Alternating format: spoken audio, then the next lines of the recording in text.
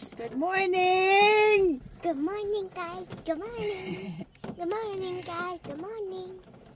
Are you not talking again? Good morning. Don't lose your hat, huh? Okay. Don't lose your hat.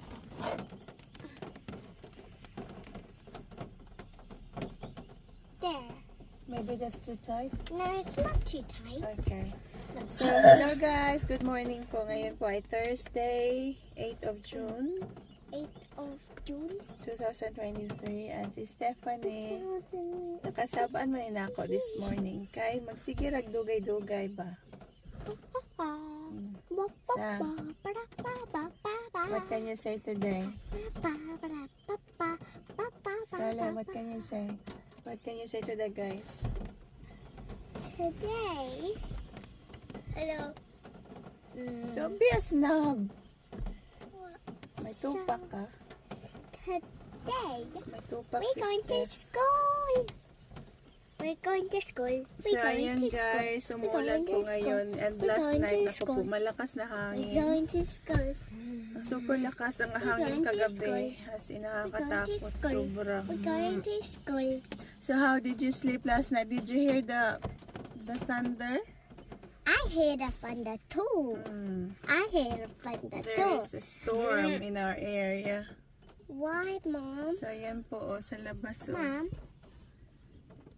Why is there a storm? A storm? Yeah. You know what a storm is? No. A storm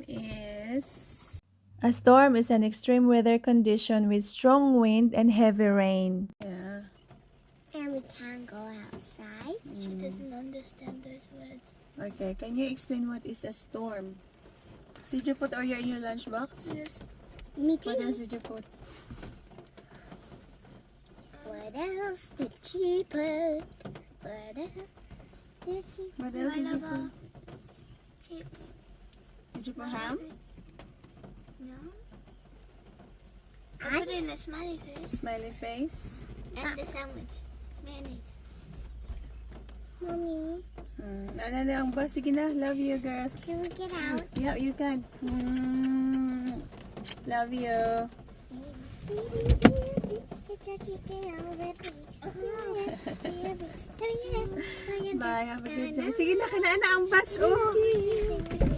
Love you. Look after your sister, ha? Bye-bye. Ayun na, guys. Nandun na. Just get out. Careful.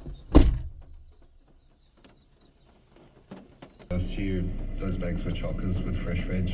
Now they're about half full. While donations are dropping, demand is rising. We're getting a lot more new faces coming in that we haven't seen before. Some of them are working as well, so we're getting more of a working pool come through now.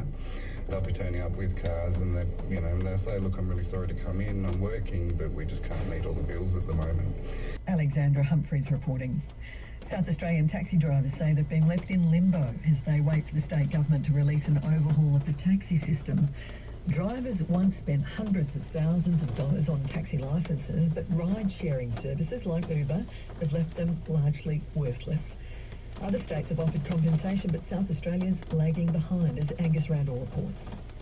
Steve Savas first got behind the wheel of a taxi in 1968. I enjoyed being self-employed, working for myself, picking out the hours that I wanted to work. While it's been a while since the Vice President of the Taxi Council South Australia has been behind the wheel, he'd been hoping his taxi licences, which every cab needs to be on the road, would help fund his retirement. We saw the value going up and we invested in more plates during that course of time with a view of living comfortably when we retire.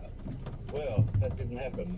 10 years ago, an SA taxi licence, or taxi plate, cost close to $350,000. The idea was that it served as a kind of superannuation. Retired licence holders could rent it out to the next generation.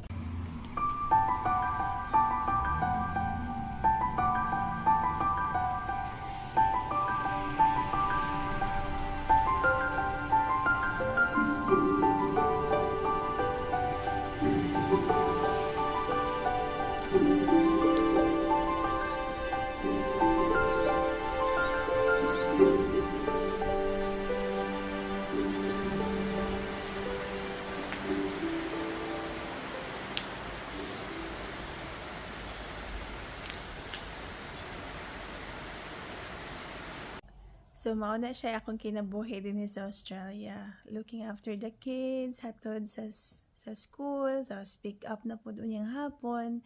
And then while my children are in school, ato po ko sa work para at least naatay kwarta ba, na ipangbayad sa atong mga bayaran, mga utang. And then, lantaw-lantaw sa garden, pawalas kalaay. So, karon kay sayo pa man, napa ko sa balay. Kanya pa man 11 ang akong start sa trabaho. Tapos, magkuhan sa ako, magkuri-kuri sa ako, manghugas sa akong plato niya. Tapos, manglaba. Lisod, ug ma-winter. Kaya ang imong mga nilabhan, dili siya pwedeng mabutang sa gawas. So, ang himuon sa dire sa likod ra siya na ako ihalay.